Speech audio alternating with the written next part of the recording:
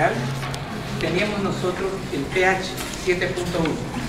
No sé si es respiratoria o no sé si es metabólica.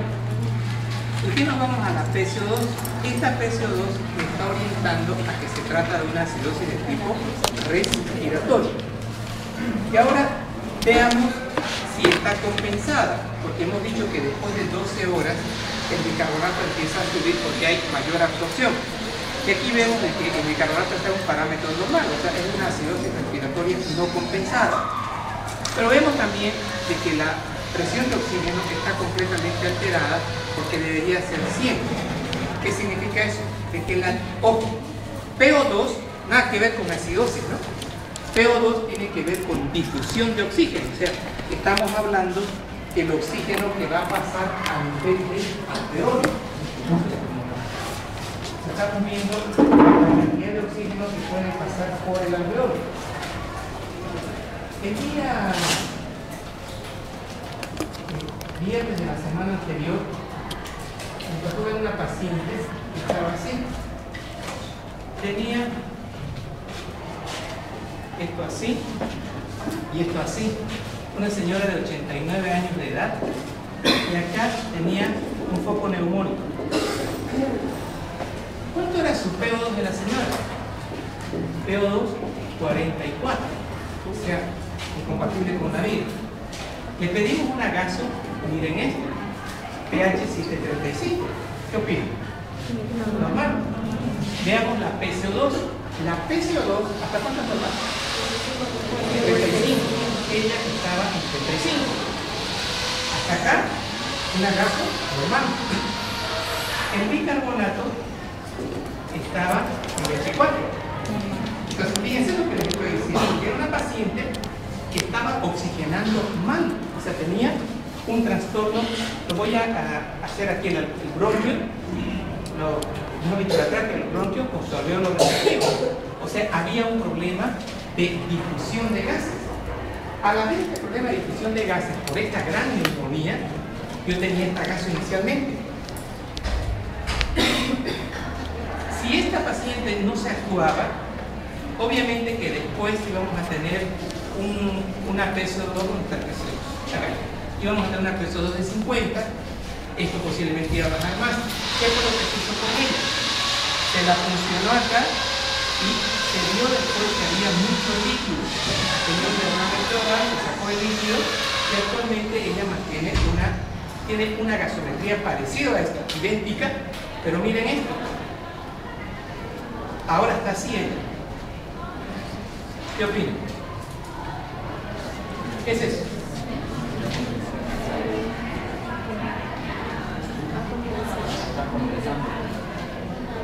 ¿Está compensando quién?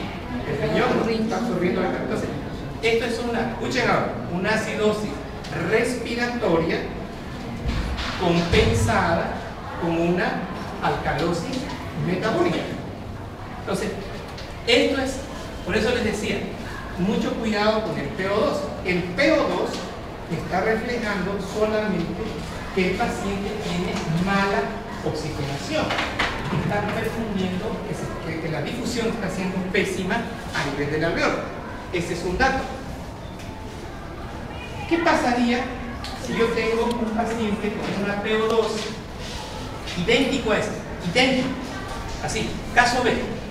Caso A, caso B. Idéntico. Pero miren esta diferencia. Este es el pulmón normal. Esto que voy a dibujar acá corresponde al tamaño normal del corazón. Ahora miren esto. Una cardiomegalia. Entonces, en una cardiomegalia yo puedo tener idéntica gaso con idéntico PO2 de 44. Entonces, ¿cuál es la conclusión? Que las gasometrías con PO2 baja que pueden estar reflejando un trastorno de difusión o que pueden estar reflejando una insuficiencia cardíaca. Significa que lo que está fallando es el transporte. Bien, entonces acá vean ustedes, PO2 50, esto está mal, esto es una insuficiencia, hay una mala difusión, saturación de 88%. dato, 89% de saturación equivale a 60 de PO2. Eso lo van a revisar en GAI, disociación de oximoglobina. Vean, cuando la PO2 es 60, la saturación es 89%. Acá, acidosis respiratoria no compensada, hipoxemia, saben ustedes, nada que ver con acidosis. Se lo nebuliza al paciente, en este caso, por ejemplo, es un paciente asmático, y tenemos acá ahora gasometría, pH 735, está normal, PCO2 bajó un poquito, pero igual se está reteniendo. Entonces aquí vendría a ser una acidosis de tipo respiratoria compensada con una alcalosis metabólica. Y aquí está lo que les comenté, el riñón absorbe bicarbonato y secreta hidrogeniones. Esta respuesta se empieza a ver a partir de las 12 horas. Ahora, ¿qué es la insuficiencia respiratoria? Vamos a ver conceptos de insuficiencia respiratoria. Veamos acá, pH, mejor dicho, PCO2 mayor a 50 igual a 50. Entonces, si mi paciente tiene una PCO2 igual a 50 o mayor a 50, tengo que empezar a hacer ya el diagnóstico de insuficiencia respiratoria. Pero falta un dato más. ¿Qué dice ahí? PO2 menor a 50 milímetros. Este paciente, en este ejemplo, vean ustedes, tiene una PO2 de 35, pero tiene una PCO2, y una PO2 de 44, ya podría ser una insuficiencia respiratoria, pero tiene una PCO2 de 35, o sea, no cumple los criterios para insuficiencia respiratoria. Entonces, esto sería PCO2 50 y una PO2 menor a 50 milímetros de mercurio. Estos serían los parámetros que corresponden a una acidosis insuficiencia respiratoria. Por lógica, si yo tengo una PCO2 alta, una PO2 baja, obviamente de que está habiendo mayor síntesis de se está reteniendo más PCO2, se están sintetizando más ácido carbónico, y consecuentemente voy a tener un pH ácido menor a 7,35. En los pacientes con insuficiencia respiratoria se ve, o sea, en estos pacientes normalmente hay ansiedad, convulsiones, coma, cefalea, todo por la mala oxigenación del cerebro, consecuencia de la PCO2 alta y de la PO2 baja. Clínica de la acidosis respiratoria, ansiedad, delirios letales, convulsiones. Señores, un dato para ustedes, un dato. Si yo coloco toda esta clínica en este lado, ningún médico, absolutamente ningún médico puede hacer diagnóstico de insuficiencia respiratoria. ¿Estamos? Nadie puede hacer diagnóstico de insuficiencia respiratoria con todos estos datos. La única manera de hacer diagnóstico de insuficiencia respiratoria aguda es con el pH menos de 7,35, PO2 menor a 50 y un PCO2 mayor o igual a 50. Pero los pacientes con acidosis respiratoria pueden estar de esta manera, comatosos, con ansiedad, pueden convulsionar, pueden tener miotonías, puede haber una taquicardia, el PCO2 puede estar aumentado, o sea, todo esto es lo que nosotros vamos a ver en un paciente con acidosis respiratoria. Pero que quede claro que con menos este dato, con todo lo que está en blanco, no podemos hacer el diagnóstico de insuficiencia respiratoria. ¿Qué significa la palabra hiperventilación? Hipoventilación, habíamos definido la clase anterior, que era, mejor dicho, habíamos hecho este temita. Eso era entrada y salida de aire, que era ventilación. ¿Estamos? Así fue que se definió ventilación. Es un mismo que lo trae el West de fisiología. Hipoventilación, habíamos dicho de que era una dificultad para que, porque esto estaba obstruido, estos bronquios, una dificultad para eliminar dióxido de carbono. El paciente está hipoventilando. pero ahí dice hiperventilación, lo contrario. Entonces, ¿qué significa? Lo siguiente, de que esta fase de eliminación de aire es mucho más activa. Entonces, el paciente está con una hiperventilación. Si yo estoy así, estoy exhalando dióxido de carbono. ¿Cómo estará mi valor de dióxido de carbono? Bajísimo. Entonces, acá dice que va a haber una disminución de los niveles de PCO2. Entonces, estos valores van a ser menores a 35 milímetros de mercurio. O sea, son datos sobre el nivel del mar. Bien, entonces, hiperventilación, el paciente tiene menos de 35. Entonces, mejor dicho, menos de 7,45. Ahora, un detalle. Pero acá dice pH 7,45. Dice mayor. Lo anterior que les dije es para acidosis y para hipo, es menos. Fíjense, por favor. Cuando hay hipoventilación, hay retención de dióxido de carbono, mayor ácido carbónico y pH menor a 7,45. En el caso de hiperventilación, estamos eliminando dióxido de carbono y nuestro pH sube a 7,46, 7,45, 7,50. O sea, estamos entrando en una alcalosis de tipo respiratorio. ¿Y cómo la reconozco? De la siguiente manera. En alcalosis respiratoria, este PCO2, ven ustedes, va a ser menos de 35 milímetros de mercurio y el pH va a ser mayor a 7,45. Señores, les comenté en la clase anterior que las principales causas de una hiperventilación, de una alcalosis respiratoria, era el estado de ansiedad.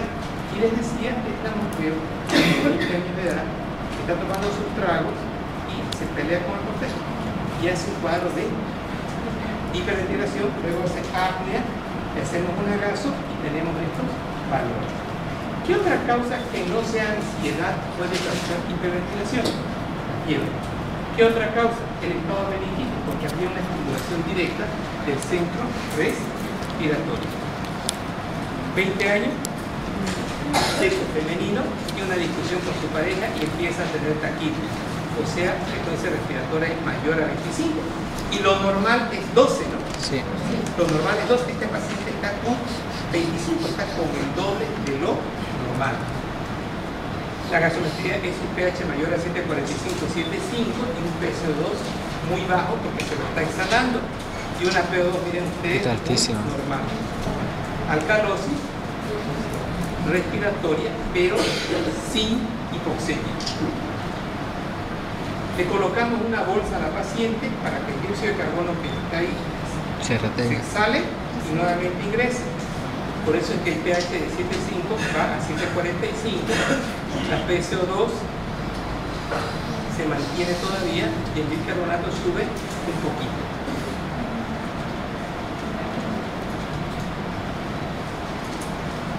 La alcalosis compensada con diazepam.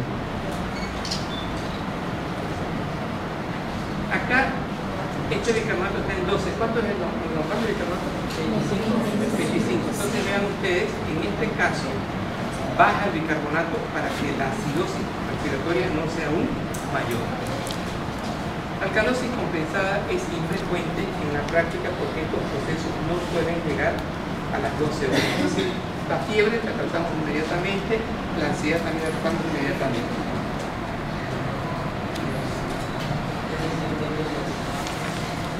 Acá ya vimos esta parte desde otro ángulo y vimos que la acidosis metabólica causa deshidratación, la causa choque hipovolémico, hemorragia grave. Esta situación de deshidratación, esta situación de choque hipovolémico nos va a llevar necesariamente a aumento del ácido láctico. Entonces aquí vamos a estar con una acidosis metabólica de origen láctico. Entonces,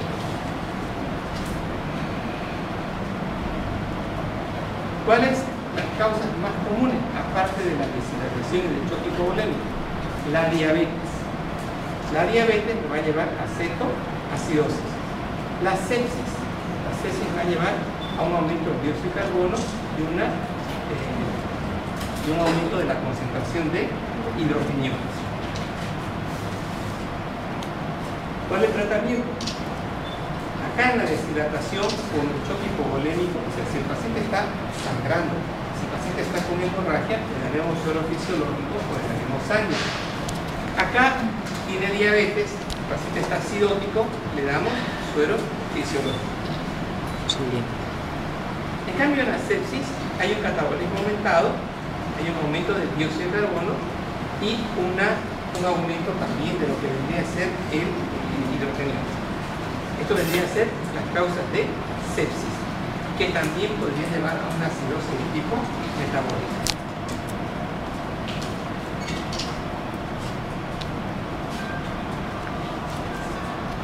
Vamos a una gasometría pura de una acidosis metabólica.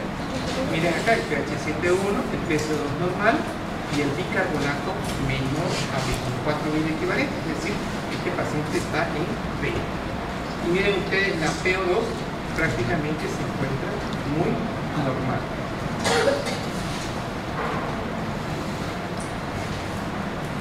Y aquí está compensada, miren el pH de 7.1, 7.35, la PCO2 de 35 bajó a 20 y el bicarbonato inclusive bajó un poquito más de lo normal, bajó a menos 20.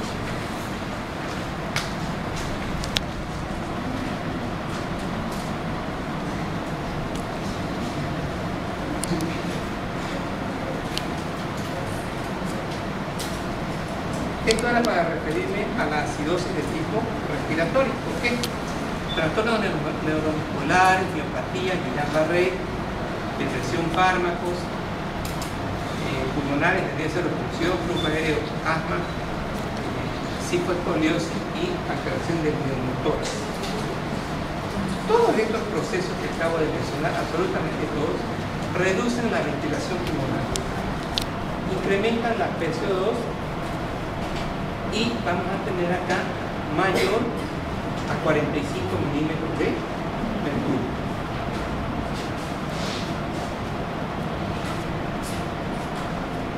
Y a nivel renal empieza a absorberse el agua. Aquí hay un detalle. ¿Qué dice acá? Reducción. Escuchen esto, para que no tengan memoria. Cuando decimos nosotros reducción de la ventilación pulmonar, su palabra sinónima, ¿cuál es? Hipoventilación. Y para la palabra hipoventilación es dificultad en la eliminación de dióxido de carbono. Significa que hay una retención de dióxido de carbono. Y acá dice reducción de la ventilación pulmonar. O sea, tanto la depresión del sistema nervioso central, los trastornos neuromusculares o algunos trastornos pulmonares, como son asma, como son neumotórax, pueden llevar a una reducción, o sea, a una hipoventilación. Entonces, si yo digo hipoventilación, estoy hablando de una PCO2 arriba de 50. Esto va a dar lugar a incrementos de la concentración del ácido carbónico acá. Entonces, si yo tengo PCO2 alta, el ácido carbónico sube y los hidrogeniones también suben. Suben los hidrogeniones y esto provoca un pH de 7.35.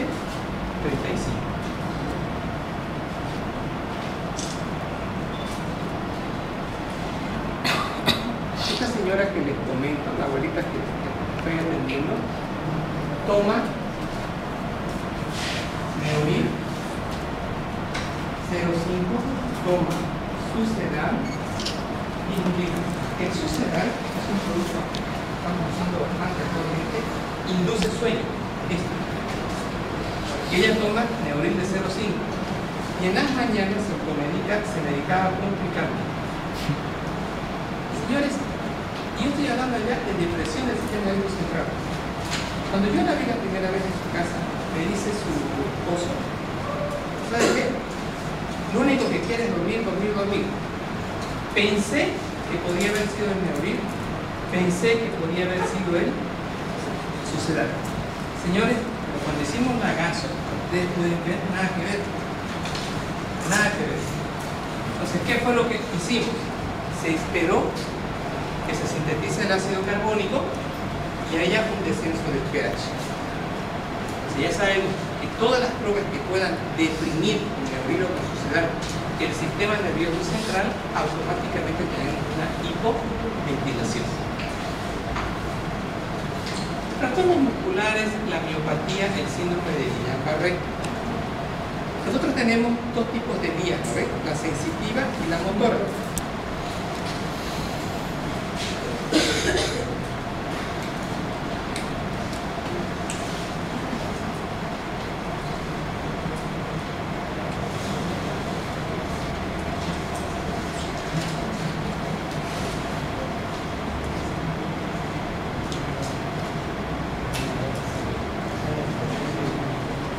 En Guillain-Barré lo que está alterado es la vía motora.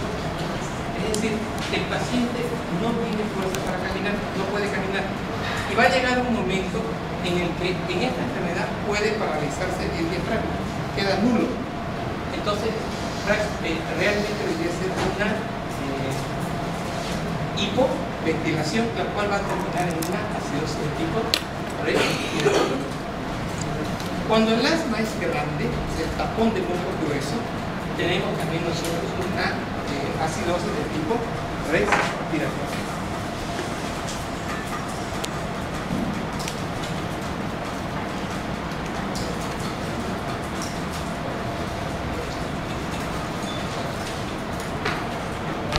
Todo esto, o sea que hay fracaso renal, insuficiencia renal, hay formación de cantidades excesivas de ácidos metabólicos.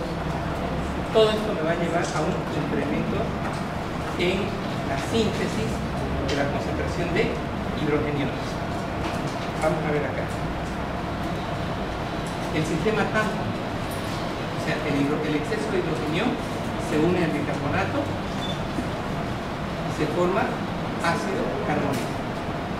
Reducción de la concentración de bicarbonato de 24 milímetros, o sea, de 32 se va a 24.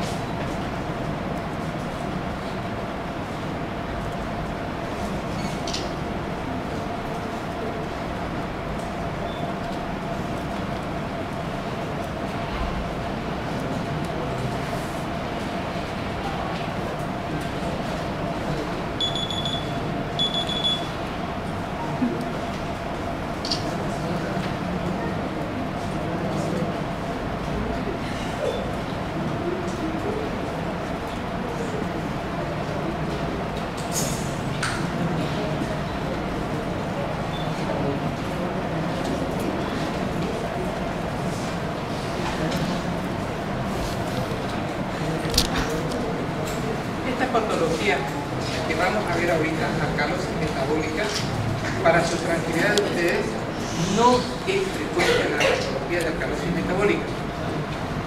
¿A qué se debe? A pérdida de iones y hidrogeniones o a la adicción de bases en los líquidos corporales.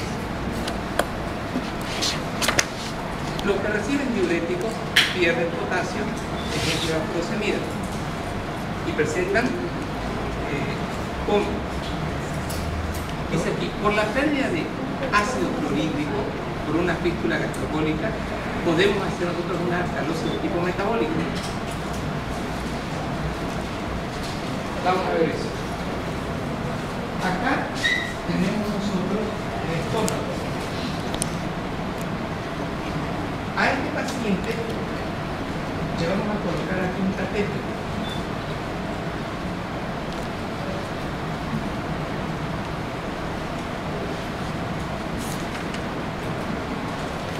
¿Qué es lo que va a perder este paciente aparte del tubo gástrico? Ácido clorhídrico, a eso se refiere. Si hay pérdida de ácido clorhídrico, este paciente va a entrar en una acidosis metabólica.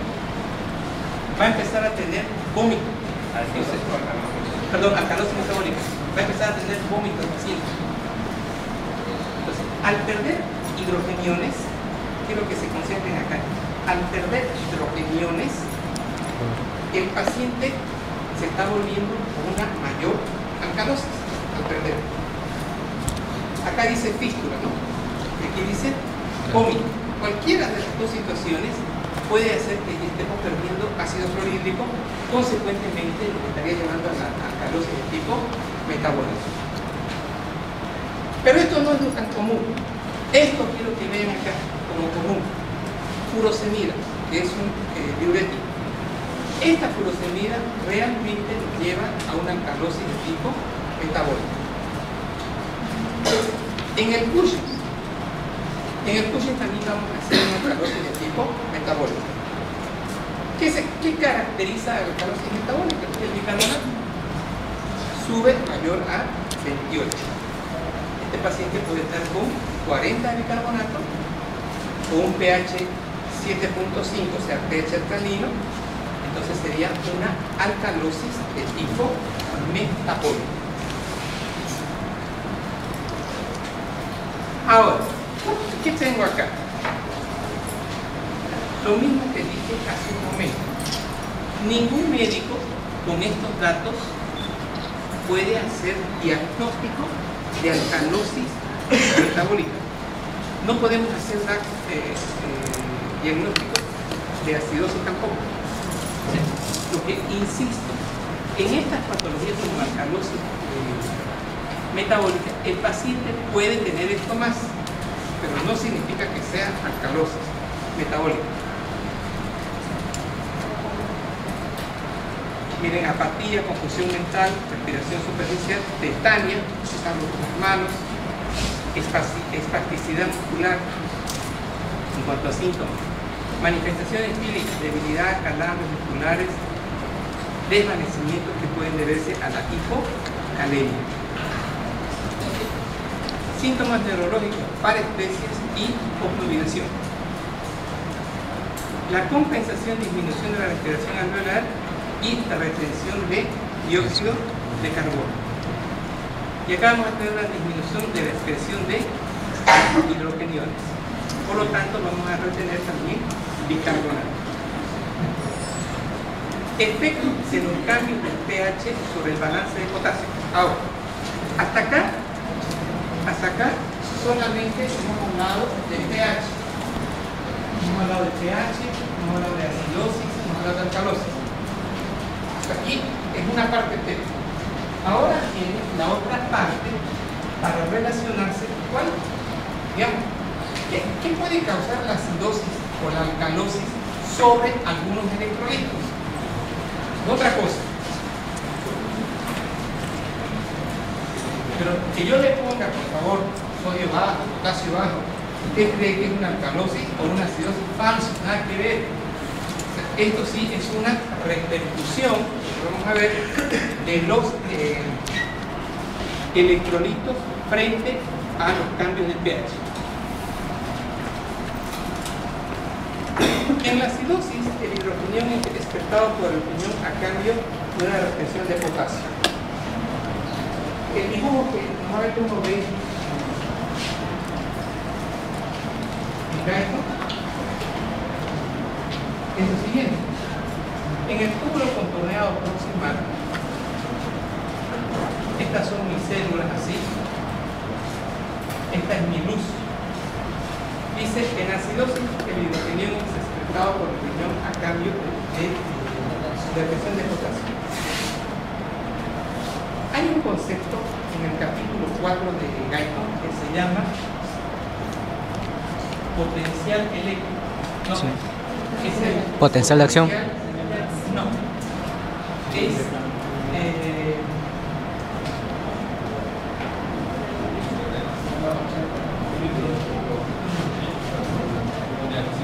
De membrana de acción. Ahorita me voy a acordar. Siempre un equilibrio. No, tampoco, no es explicación. No. Tiene que haber potencial de equilibrio, ¿sí? ¿Qué significa?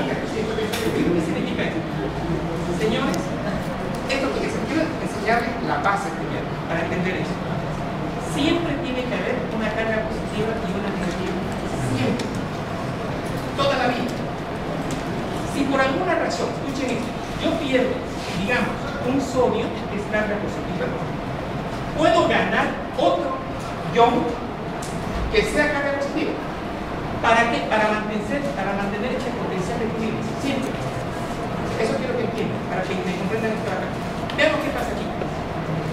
En la acidosis, yo estoy perdiendo acá se excreta un hidrogenión. Permanentemente hemos venido diciendo que para compensar se absorbía un bicarbonato. ¿Se acuerdan? Eso fue la clase anterior.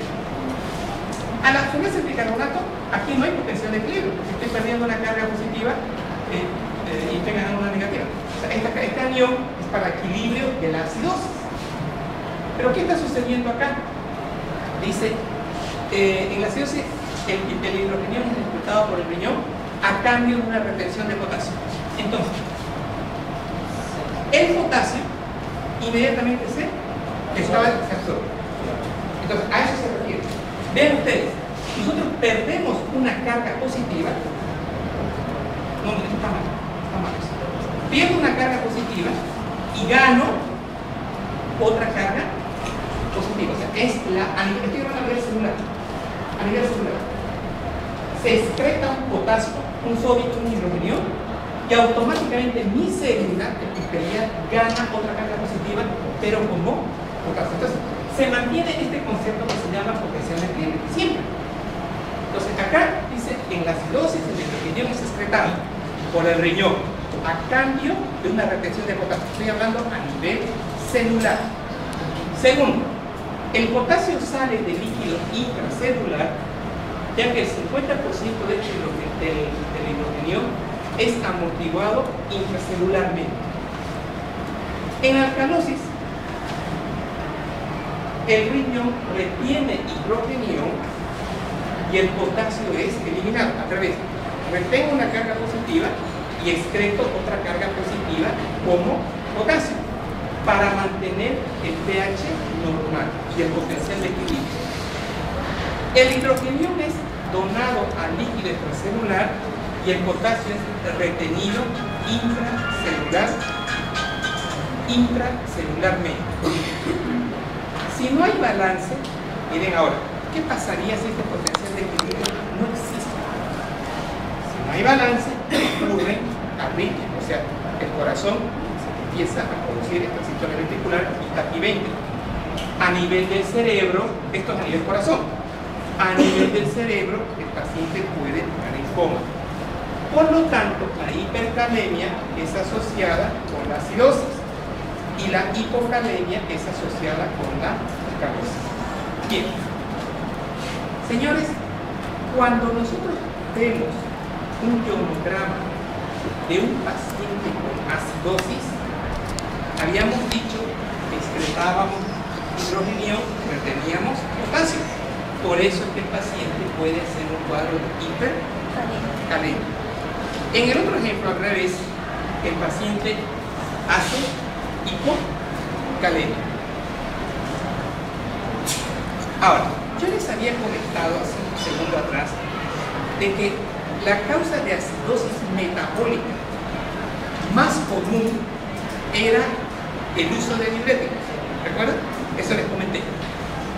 El diurético, escuchen esto, el diurético por sí solo, por ser diurético, excreta potasio. Entonces, vamos ahora a este concepto. O sea, hay una hipocalemia, el diurético.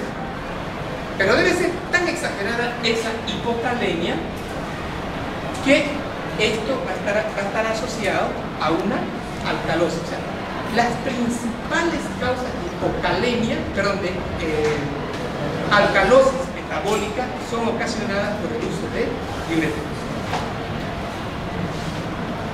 O sea, la hipocalemia es asociada a una alcalosis de tipo metabólico.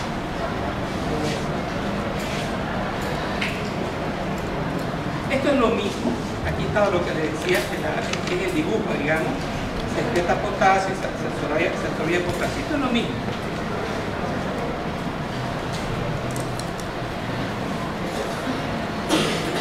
Aquí estaba lo que les decía, en la célula epitelial secreta hidrogenión, secreta hidrogenión, y aquí teníamos la absorción de potasio. Y este potasio pasaba al otro lado.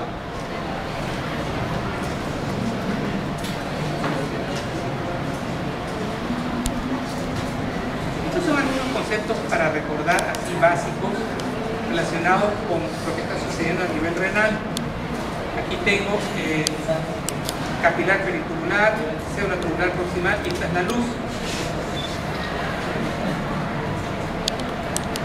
Entonces aquí vamos a ver lo siguiente, recordatorio. El dióxido de carbono, acá el dióxido de carbono, gracias a la anhidrasa carbónica, junto al agua van a dar origen a un bicarbonato, siempre van a dar origen a un bicarbonato. Y este bicarbonato se va a disociar, se va a absorber el bicarbonato acá y vamos a excretar acá nosotros un hidrogenio. Aquí en la luz tubular, vean ustedes, hay un bicarbonato, se forma un ácido carbónico y aquí se disocia y otra vez el dióxido de carbono se absorbe y esta es la fracción de la molécula de agua que se elimina.